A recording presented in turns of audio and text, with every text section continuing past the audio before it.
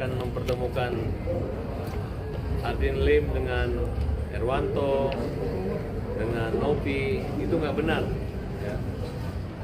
Karena di masa-masa terakhir sebelum berpulangnya, itu yang paling banyak berkomunikasi dengan Aldin Lim itu saya. Dan bagi saya penyebab meninggalnya Aldin Lim mendadak ini adalah dia kaget melihat podcast yang menyetujui penggunaan dana ini harus ke NTT. Dan reaksi mengirimkan link podcast serta komunikasi minta agar dibuat laporan pidana, dan itu sudah terpenuhi unsur menggelapkan pencucian uang, itu yang membuat menurut saya dia shock. Dan kan ada tulisan setarik kertas di dinding supaya miskin zaman Bung Karno, mungkinkah engkau mati lemas di laut karena berenang gitu? Oh nggak mungkin, karena dia pandai berenang. Mungkinkah mati karena senjata? Oh nggak mungkin, dia pandai bela diri. Yang membuat kamu mati itu apa? Ketika melihat ketidakadilan, saya akan mati katanya.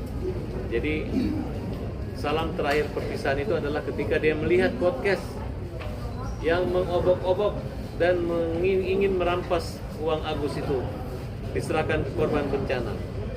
Tanpa rasa empati dan peduli, Albin bereaksi mengirim link tersebut, kemudian tetap untuk memperjuangkan buat Agus. Podcast itu adalah penyebab Albin meninggal. Selama ini dia baik-baik saja. Mungkin karena emosi dan tinggi, sehingga menurut saya siapapun yang membuat podcast itu harus bertanggung jawab dengan berpulangnya Albin. Dan mereka dengan cara-cara seperti itulah sehingga Albin merasa marah, dan mungkin akibatnya bisa meninggal mendadak pada tanggal 4, tanggal 5 ya, tanggal 5 Januari. Bang, Densu juga mengatakan bahwa sudah tidak ingin lagi memperpanjang masalah perdonasian ini, dan juga dia siap jika abang menggugat lagi soal donasi. Dan dia saya nggak mau berantem 2 kali dengan orang yang sama. Dan bagi saya hanya sebagai saudara daripada Agus, dan urusan-urusan di luar itu. Jadi saya serahkan keputusan sama Agus. Apakah dia ikhlas, apakah dia akan melakukan aksi-aksi atau menunjuk pengacara-pengacara pembela kaum lemah yang lainnya. Ya. Jadi saya minta teman-teman semua untuk berpikir panjang gitu. Jangan hanya pikiran-pikiran yang pendek. Kalau Densu khususnya, saya anggap dia adalah seorang atlet. Kalau orang atlet itu kan orang sport, olahraga itu orang yang lebih sportif. Kenapa orang olahraga itu? Karena di sana itu Kapolri sana, di dalam tubuh yang sehat itu ada jiwa yang sehat. Jadi kalau orang yang berolahraga itu sehat.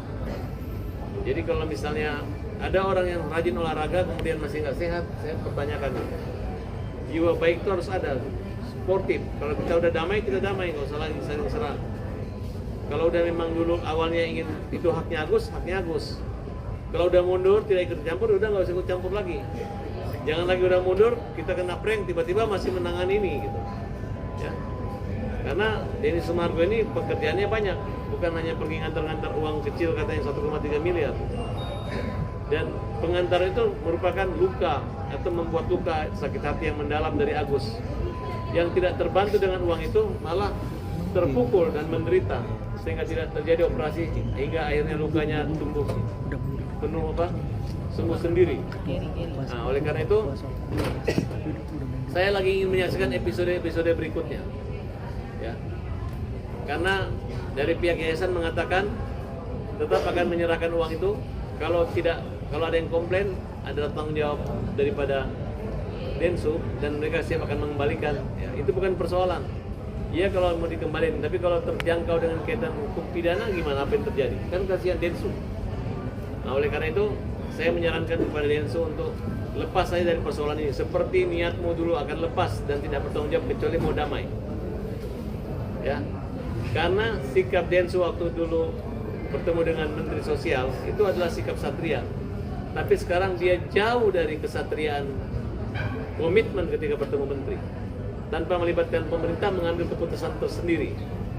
Nah, oleh karena itu saya cukup prihatin dan mudah-mudahan akan kembali ke jalan yang benar dan terus saja.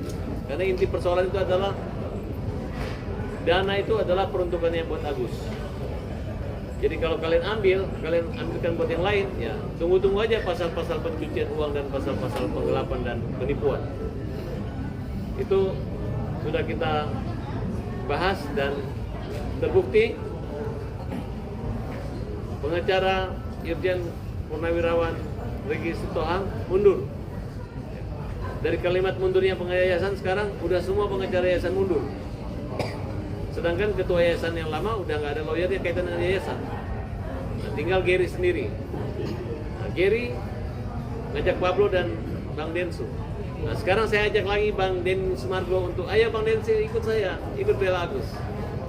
Sesuai ngomongan kamu dari awal. Ayo, ikut bela. Jangan ikut orang-orang yang ribet. Jangan ikut orang-orang yang nanti akan dilapor-laporin sama Agus. Itu aja. Salam penghormatan dari saya. Semangat terus.